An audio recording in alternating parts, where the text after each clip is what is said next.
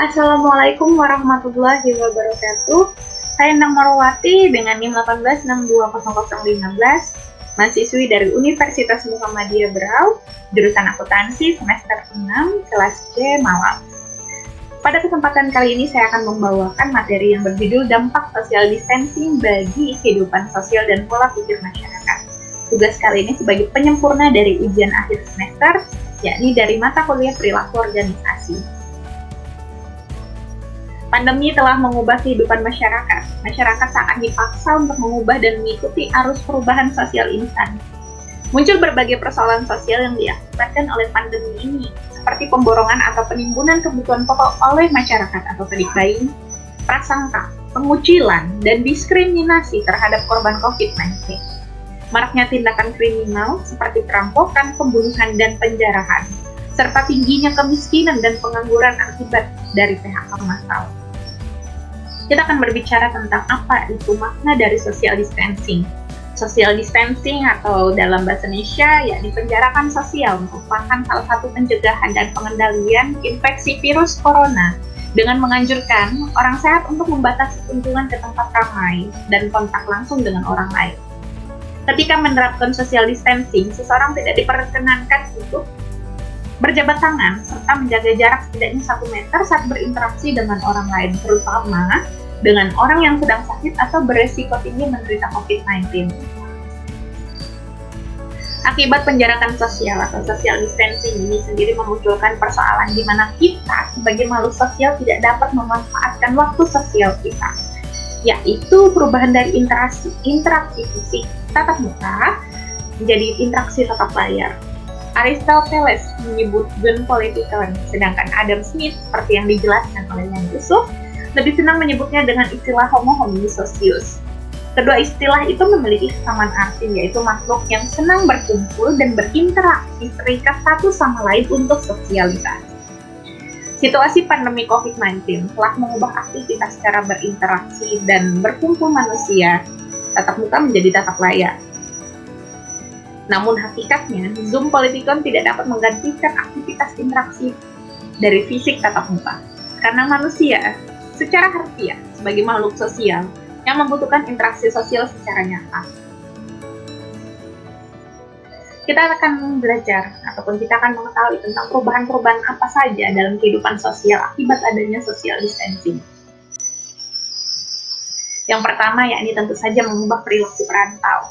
Berdasarkan temuan Utami, Faisal dan Ubaidillah dan Aji mengungkapkan bahwa terjadi dilema bagi perantau saat pemberlakuan PSBB. Kebutuhan untuk bertemu sanak famili di kampung halaman menjadi keharusan di masa Idul Fitri, Natal, dan Tahun Baru lalu. Tetapi batu sandungan muncul karena ada himbauan larangan mudik. Berbagai strategi diupayakan perantau untuk bisa keluar dari kota besar, salah satunya melakukan mimikri sosial. Jika merujuk pada KBBI, mimikri merupakan penyesuaian diri dengan situasi dan kondisi lingkungan sekitar untuk bertahan. Wujud mimikri sosial yang dilakukan perantau adalah dengan ikut menumpang di kendaraan angkut sembako atau bersembunyi di bagasi bus sebagai upaya kamuflase. Strategi mimikri sosial yang dilakukan oleh perantau pada situasi pandemi menjadi pilihan yang paling rasional karena hanya kendaraan angkut kebutuhan yang diperbolehkan untuk keluar masuk kota. Yang kedua yakni perubahan makna pulang kampung dan silaturahmi yang tidak perlu bertatap muka. Situasional pandemi ini memaksa perantau urban tidak bisa pulang kampung. Hal ini disebabkan pada upaya menekan rantai penyebaran virus COVID-19. Fakta medis, realitas COVID-19 rentan beresiko kepada orang berusia lanjut dan komorbid.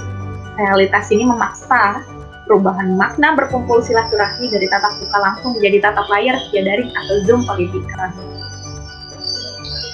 Yang ketiga, muncul daya pikir pencegahan khas lokalitas masyarakat yang peduli akan penularan virus COVID-19 yang dibawa oleh perantau.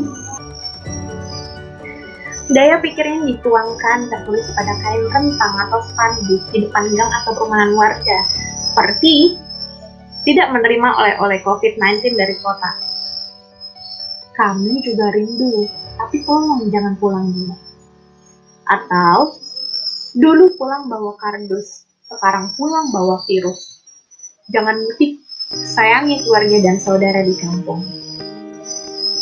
Beban yang keempat yakni tentang daya ketangguhan modal sosial masyarakat dalam penanggulangan COVID-19.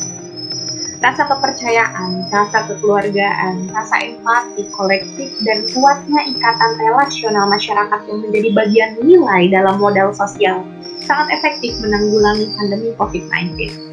Daya ini meneguhkan ikatan kuat masyarakat untuk berkomitmen saling membantu dan mendukung secara moral dan materi terhadap anggota masyarakat yang terdampak COVID-19. Dalam tulisan Mutiara dan kawan-kawan, Umah dan Putranto terdapat wujud ketangguhan modal sosial masyarakat kepada keluarga terdampak COVID-19, seperti adanya donasi sosial, rela meminjamkan rumah untuk karantina, adanya rasa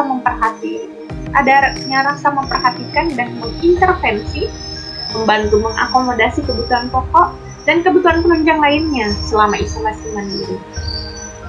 Membentuk dapur umum yang dikelola secara kolaboratif warga dengan sukarela dan gotong royong dan menghimbau untuk saling mengingatkan kepada sesama warga dalam penerapan protokol kesehatan yakni 3M serta menghindari kerumunan. Yang kelima, yakni perubahan pola pikir masyarakat. Ketika pandemi COVID-19 dianggap menjadi konspirasi bisnis, ketakutan sosial, tahayal sebagian orang akan nekat untuk keluar rumah. Seperti pengalaman penulis melihat tetangga depan kiri, kanan, dan belakang. Telah lekas pergi untuk keluar rumah, beraktivitas normal tetapi tidak menerapkan protokol new normal. Beberapa kalimat lisan dari tetangga seperti, "Yang kalah dengan COVID, yang sakit flu, demam, batuk, dan sakit kepala sudah biasa. Takut itu sama Tuhan. Jangan mau dibodohi dengan narasi manusia. Lebih takut lagi mati dari kelaparan daripada takut sama si COVID-19." Pola pikir menyepelekan dari virus COVID-19 yang terpatri oleh tetangga ini masuk pada kategori kelompok masyarakat yang masih terjebak dalam distorsi nalar. Anggapan bahwa kondisi ini merupakan by design atau sengaja diframing oleh globalis sehingga konspirasi ini melahirkan bisnis ketakutan. Pola pikir ini jika masih dipelihara dan direproduksi oleh masyarakat, maka memutus rantai penularan hanya seperti menggarami samudra lautan atau pekerjaan yang sia-sia. Yang keenam, yakni bahwa social distancing tidak semestinya dimaknai untuk mengurung diri, sehingga tidak produktif dan cenderung pasif. Menurut Ivan Manin dalam Suspira tahun 2020, penjarakan sosial dimaknai sebagai penjagaan jarak sosial, bukan membatasi dan juga menutup diri. Ketakutan berlebihan justru akan menginternalisir diri akan pikiran negatif. Pikiran negatif ini akan lebih berbahaya dan jadi paket stimulus untuk mengurangi imunitas tubuh seperti rasa panik, adiksi emosi, cemas, stres, dan khawatir berlebihan akan melemahkan kekebalan tubuh. Seperti pemikiran dari Adi W. Gunawan dalam webinar Bincang Optimis di Masa Pandemi COVID-19 menyebutkan bahwa serbuan informasi yang bernada negatif tentang COVID-19 akan berdampak pada cara pikir seseorang. Jika terdapat satu saja data imajinasi yang menakutkan masuk di pikiran alam bawah sadar, maka akan berdampak pada tubuh. Berpikir positif adalah kunci untuk meningkatkan imunitas tubuh. Baik, sekian materi yang dapat saya paparkan. Sekian dan terima kasih. I'm a third year student at the Muhammadiyah Brown University of Economics Faculty with a major in accounting.